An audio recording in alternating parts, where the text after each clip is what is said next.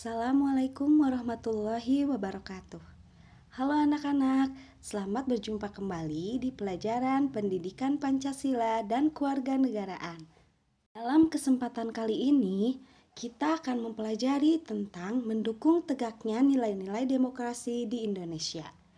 Hal yang akan kita pelajari pada kesempatan kali ini adalah perilaku yang tidak mendukung dan perilaku yang harus dihindari dalam menegakkan demokrasi. Bagaimana sih suatu negara itu bisa dikatakan sebagai negara yang demokratis?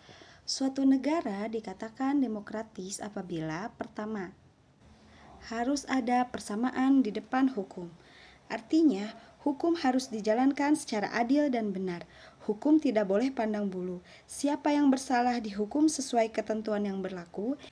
Yang kedua adalah bahwa rakyat memiliki kesempatan untuk berpartisipasi dalam pembuatan keputusan.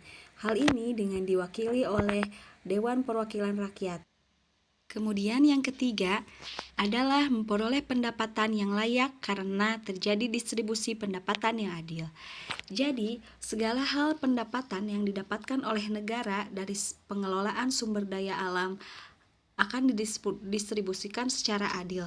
Oleh karena itu, di sekitar kita banyak sekali ya bantuan, terutama di masa sekarang, di masa pandemi, baik itu dalam bidang pendidikan, kesehatan, maupun bidang kesejahteraan lainnya. Kemudian yang terakhir, suatu negara bisa dikatakan demokratis apabila rakyatnya memiliki kebebasan yang bertanggung jawab. Walaupun ada kebebasan dalam sistem pemerintahan atau sistem politik demokrasi, akan tetapi kebebasan yang dilakukan oleh rakyatnya itu bertanggung jawab. Artinya masih ada dalam koridor aturan dan masih juga menghargai kebebasan atau hak-hak orang lain. Terdapat beberapa prinsip yang bisa kita lakukan untuk mewujudkan negara yang demokratis.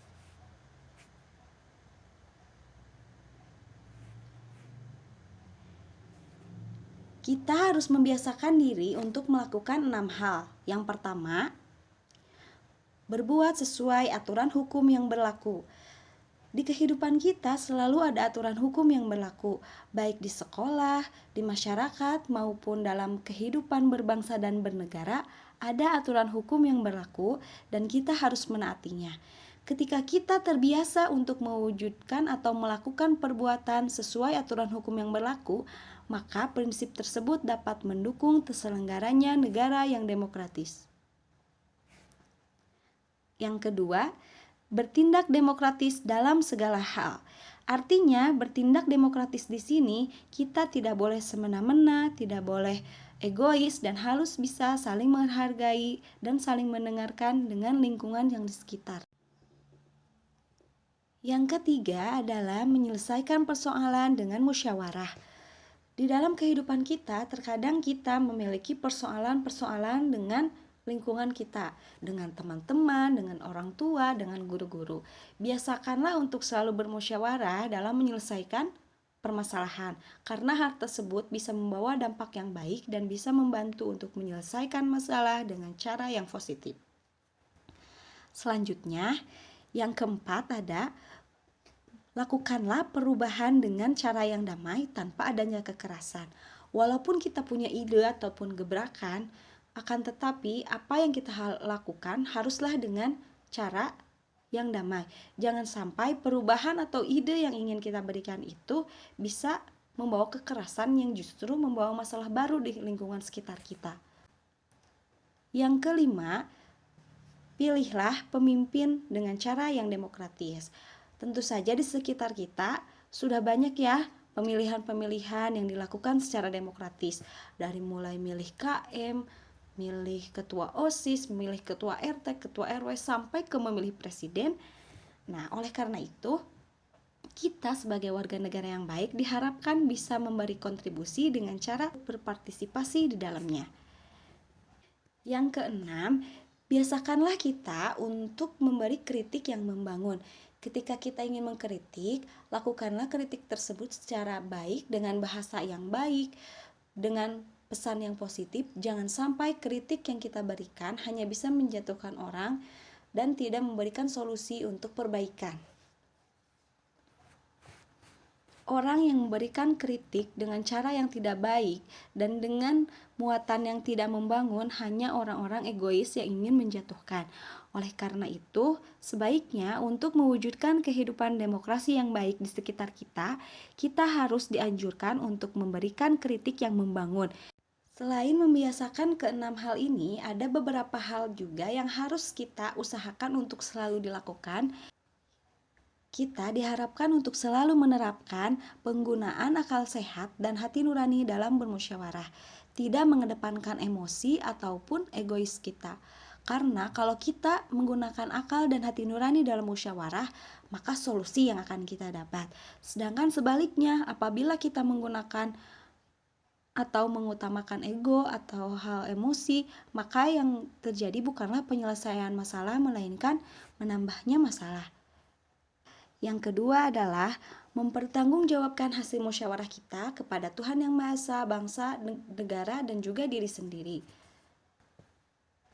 Kemudian, yang ketiga ada kita diharuskan menuntut hak, akan tetapi kita menuntut hak itu harus setelah kita melaksanakan kewajiban. Jangan sampai kita hanya menuntut hak tapi lupa akan melaksanakan kewajiban. Yang keempat, lakukanlah kebebasan yang bertanggung jawab. Di sini, kebebasan yang kita miliki dalam negara yang demokratis itu dibatasi oleh kebebasan orang lain. Sehingga kebebasan yang kita lakukan diharapkan adalah kebebasan yang bertanggung jawab untuk menjaga kebebasan orang lain. Kebebasan yang tidak melanggar, kebebasan yang tidak membatasi hak-hak orang lain, dan kebebasan yang tidak merugikan orang lain. Yang terakhir adalah kita harus menghormati hak orang lain. Menghormati hak orang lain ini merupakan kunci dalam kita berdemokrasi. Apabila kita memiliki kebebasan dalam demokrasi, akan tetapi kita tidak menghormati hak orang lain, maka yang terjadi adalah demokrasi yang kebablasan atau demokrasi yang dapat merugikan negara dan diri kita sendiri. Selain prinsip-prinsip untuk mewujudkan negara demokratis yang tadi udah Ibu sebutin, ternyata ada juga loh hal-hal yang dapat menghambat demokrasi di suatu negara, di mana hal ini jangan sampai terjadi ya, dan kalian di sini jangan sampai begini ya.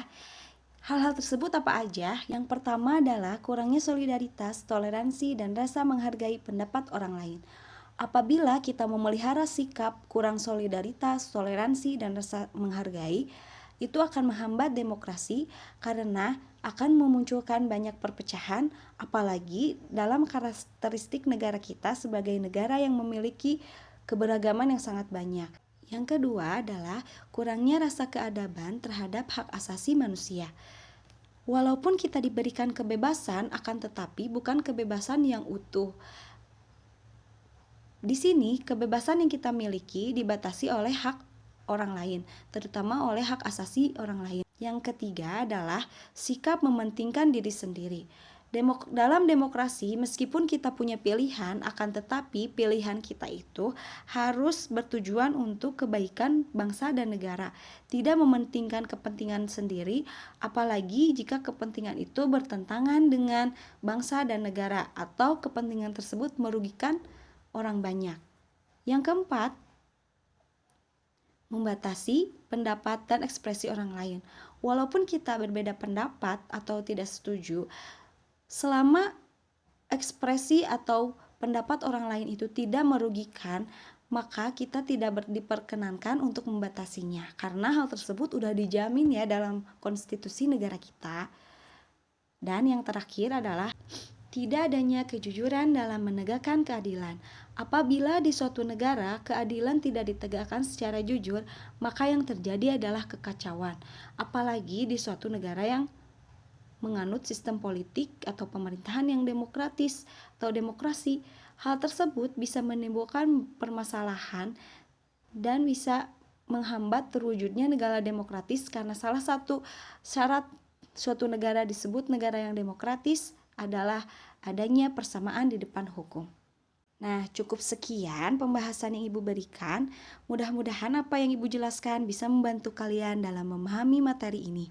Dan terutama semoga apa yang Ibu jelaskan bisa membuat kalian semakin semangat untuk mewujudkan negara Indonesia yang semakin demokratis. So, jangan lupa like dan komen ya untuk menunjukkan bahwa kalian mendukung negara Indonesia yang demokratis. Terima kasih, jangan lupa di-follow ya IG-nya. Terima kasih ya anak-anak, selamat belajar. Assalamualaikum warahmatullahi wabarakatuh. Tetap semangat.